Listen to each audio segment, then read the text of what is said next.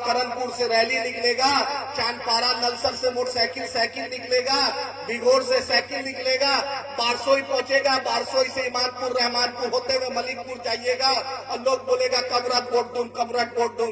आज एक बच्चा खड़ा होकर पूछ सकता है, एमपी साहब बतलाइए स्कूल में छत में पानी क्यों डूब रहा है।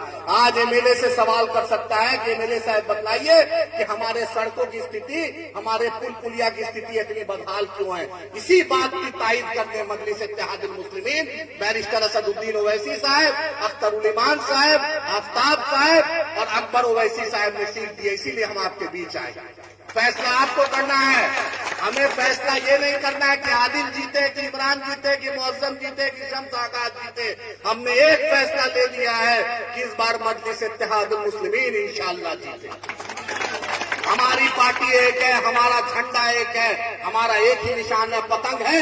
अगर हैदराबाद में एक बबर शेर बैठा है बैरिस्टर असदुद्दीन ओवैसी साहब, अगर उसके हाथों को मजबूत करना है तो बिहार का जो मजलिस का बेटा है, बिहार का जो बेबाक आवाज है, अख्तर उल ईमान साहब के साथ कंधा से कंधा मिलाकर जाना है। और इस बार बिहार के असेंबली में उधर बीजेपी रहे, राजद रहे, जदयू रहे, माले रहे, सीपीआई रहे, सीपीएम रहे, मुकेश सहनी रहे, आंख से आंख मिलाकर हम बात करने के लिए तैयार हैं। उस बात करने में ताकत अगर कोई देगा तो यहाँ की आवाम, बारसोई, बलरामपुर, चांदपारा, बालूहाट, बिदूर, कचना, धचना, करोनपुर की आवाम ताकत देगी। हम इसीलिए आपके बीच आए। फैसला आपको करना है।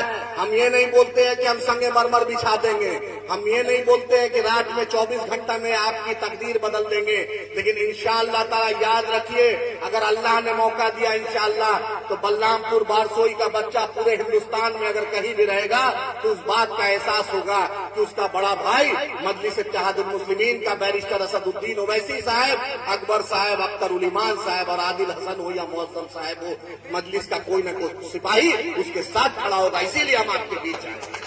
चांदपारा का एक नौजवान राशिद मुर्शिद आया मेरे पास अभी। मुर्शिद ये नौजवान है, इसके फालिद मोहतरम 2024 में इलेक्शन के वक्त गार्ड की, होमगार्ड की नौकरी करते थे। सिवान में इलेक्शन के दौरान ड्यूटी पे गए और वहां पर वो मरहूम शहीद हो गए, एक्सीडेंट में इंतकाल कर गए।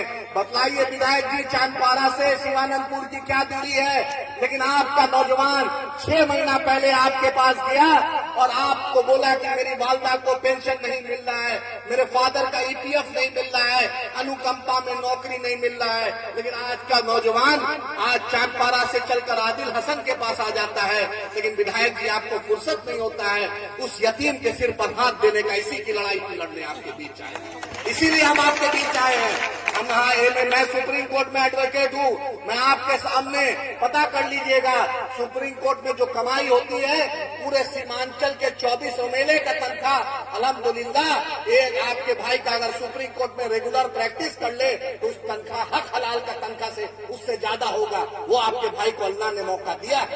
जब भी मुझे बैरिस्टर असदुद्दीन ओवैसी साहब ने मौका दिया टीवी पर